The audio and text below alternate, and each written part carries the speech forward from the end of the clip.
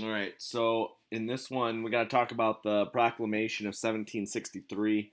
If you notice on the map, what we have is you see a big line that kind of seems like the natural border for the American colonists. This is known as the Proclamation Line of 1763. And I want to introduce you to really not a friend of the American colonists per se, particularly the patriots. Um, we got a guy here named King George. He was the king of England during this time. Also, the king of Great Britain. But nonetheless, he was kind of the guy in charge. He was making decisions um, about the colonies really without the consent of the colonists, which means that they didn't have a say in it. So he was just saying, "Here's the rules." So here we have old King George. And a proclamation is something that you declare. It's something that uh, you say, and it is law. So here we have King George. I proclaim. And now we got to figure out, well, what exactly was it that he proclaimed with the Proclamation of 1763? So what ends up happening is, as you see, King George, following the French and Indian War, declares that colonists can't move past this line, the Proclamation Line of 1763. And ultimately, that was just simply you can't move west of the Appalachian Mountains, which really are the natural barrier of the East Coast to the Ohio River Valley.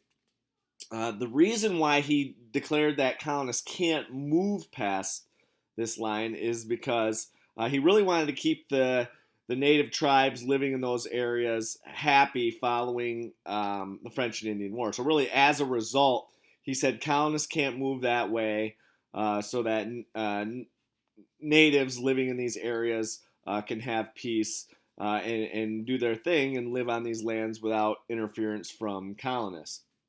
So this is what the Proclamation Line of 1763 was. It was that boundary that said colonists can't move west of the Appalachians.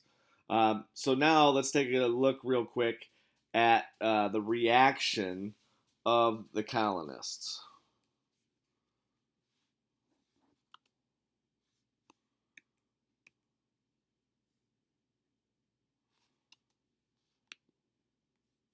We're not.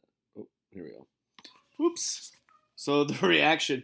So some people were upset. I mean, obviously, you see one guy here, he's saying, "Oh, my brother, he already lives in the western frontier." There were people that were settling that area, and it was considered the frontier. It was kind of no man's land. People were going there because it was there, and reasons why they were going is that's where the best farmland was. And if you wanted to be this idea of a farmer and do your thing on your land, grow food, and all that stuff, you were moving west. You were moving to places like Kentucky. You were moving to places like Ohio. You were moving to places like Michigan, because that's where they believed the best farmland was. And a lot of these guys were farmers. So that was kind of the deal. This is when we see a lot of people bring out this word tyrant. And if you take a look here, um, it says King George is a tyrant. And tyrant is somebody that uses their power unfairly or unjustly. So when you call somebody a tyrant, you're saying you're abusing your power. You're doing it, you're doing this because you have power. And what we have here is, somebody that is a tyrant, they practice what's called tyranny. And a lot of people are like, tyranny, down with King George. And this really got people riled up. So this is what we have here for the Proclamation of 1763.